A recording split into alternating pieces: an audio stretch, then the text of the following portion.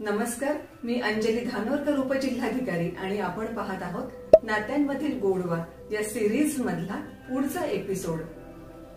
नात्यांमधली बरीच माहिती तर आपल्याला कळाली, पण आणखी एक महत्त्वाची बाजू आपण लक्षात घ्यायला हवी बरं का।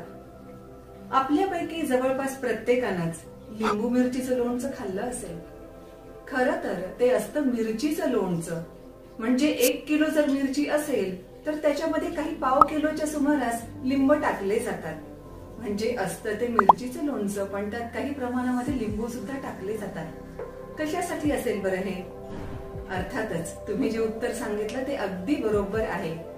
मिरचीचा तिखटपणा कमी व्हावा यासाठी हे लिंबू टाकण्यात येतात। मग याच वेळेस आपणही लक्षात घ्यायला पाहिजे बरं का, जेव्हा समोरची एखादी व्यक्ती मिरची झालेली आहे तेव्हा तिचा तिखटपणा कमी करण्यासाठी आपण लिंबू होणं गरजेचं आहे।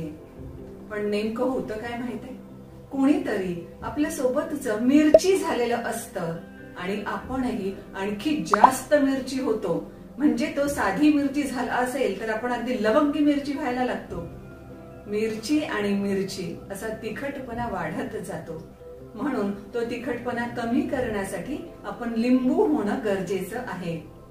याचा अर्थ असा नाही की प्रत्येक वेळेस समोरचं कोणीतरी मिरची होतच राहील आणि आपण प्रत्येक वेळेस लिंबूच व्हायचं, नमतच घ्यायचं, तिखटपणा नेहमी कमीच करायचा, असं अजिबात नाही। पण त्या वेळेपुरतं तरी आपण लिंबू होणं गरजेचं आहे।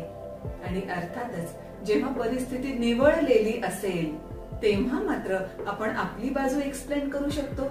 समोरच्याच्या कोणत्या गोष्टी आपल्याला खटकल्या हेही व्यवस्थितरित्या सांगू शकतो, किंवा समोरच्या व्यक्तीच्या बोलण्यामुळे आपण किती दुखावले गेलो आहोत हे सुद्धा आपण त्यांना सांगू शकतो।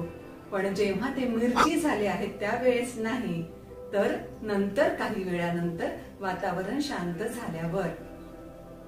आता कधी असंही तुम्हाला जाणवत असेल की नात्यांमधल्या या सगळ्या बाबी आपल्याला माहित नव्हत्या, पण अगोदरच आपल्या नात्यांमध्ये पसारा होऊन गेलेला आहे। म्हणजे बरीच नाती आपण दुखावलेली आहेत। अशा परिस्थितीत काय करता येईल बरं? त्या नात्यांना पुन्हा आपल्या जवळ आणण्यासाठी काय करता येईल?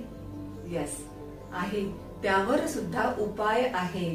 अगदी सिंपल उपाय आहे बरं का। अगदी तेच करायचं जे त्या तरुणानं केलं। आपल्या सगळ्यांना माहित आहेच, कोविड काळामध्ये आपण भरपूर काय काय काढे किंवा आणखी जे काही पिण्यासाठी सांगितलं जात होतं ते सगळं पीत होतो। आणि याच परिस्थितीमध्ये आपण लिंबू पाणी सुद्धा भरपूर पिलं। त्याच वेळेस हा एक तरुण लिंबू पाणी बनवत होता आणि अर्थातच साधं होतं। त्याने एक लिंबू चिरला, 1 ग्लासभर पाणी घेतलं, त्याच्यामध्ये अर्धा लिंबू पिळायचा, उरलेला अर्धा लिंबू ठेवून द्यायचा आणि हे पाणी पिऊन घ्यायचं असं त्यानं ठरवलं होतं खरं। पण नेमकं जेव्हा तो लिंबू पिळायला लागला तेव्हाच त्याला फोन आला आणि जे अर्ध लिंबू त्याला ठेवून द्यायचं होतं, फोनवर बोलण्याच्या नादामध्ये तेही अर्ध लिंबू त्यानं पिळून टाकलं। जेव्हा फोन संपवून त्यानं पाण्याचा एक सिप घेतला तेव्हा लक्षात आलं लिंबाचं प्रमाण तर दुप्पट झालंय। आता काय करणार? एक्झॅक्टली अगदी तेच त्यानं केलं जे तुमच्या मनामध्ये आलं। त्यानं पुन्हा 1 ग्लासभर पाणी घेतलं, ते दोन्ही पाणी त्यानं मिक्स केलं, एका ग्लासासाठी अर्ध लिंबू असं प्रमाण परफेक्ट झालं आणि त्यानं सिप बाय सिप ते पाणी पिलं सुद्धा। म्हणजेच काय, आपल्या नात्यामध्ये ऑलरेडी आपण काहीतरी पसारा करून टाकलेला आहे। जसं त्या 1 ग्लास पाण्यामधलं एक्स्ट्रा पडलेलं लिंबू आपल्याला काढून घेणं शक्य नव्हतं, तसंच फ्लॅशबॅक मध्ये जाऊन ती नाती व्यवस्थित करणं आपल्यालाही शक्य होणार नाही। मग अशा परिस्थितीत काय करायचं? जसं त्यानं लेमन वॉटर डायल्यूट केलं, मी यालाच डायल्युटिंग द लेमन वॉटर थिअरी असं म्हणते बरं का। जसं त्यानं लेमन वॉटर डायल्यूट केलं त्याच पद्धतीनं आपण जो नात्यामध्ये पसारा करून ठेवलेला आहे, मन दुखावलेली आहेत, ती सुद्धा आपल्याला डायल्यूट करावी लागतील। त्यासाठी काय करावं लागेल? त्यासाठी आपल्याला अधिक चांगलं वागावं लागेल।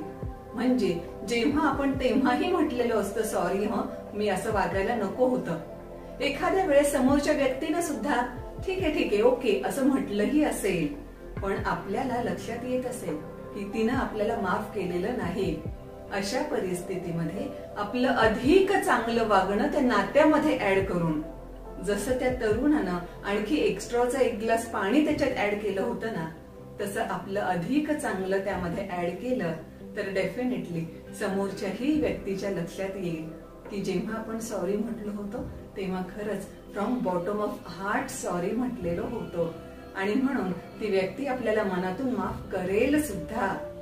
मग या कशा वाटल्या थिअरीज, लिंबू मिरचीची आणि डायल्युटिंग द लेमन वॉटरची? तुम्हाला यापैकी कोणती थिअरी जास्त आवडली आहे हे मला खाली कमेंट बॉक्स मध्ये लिहून अवश्य कळवा. तोपर्यंत नमस्कार.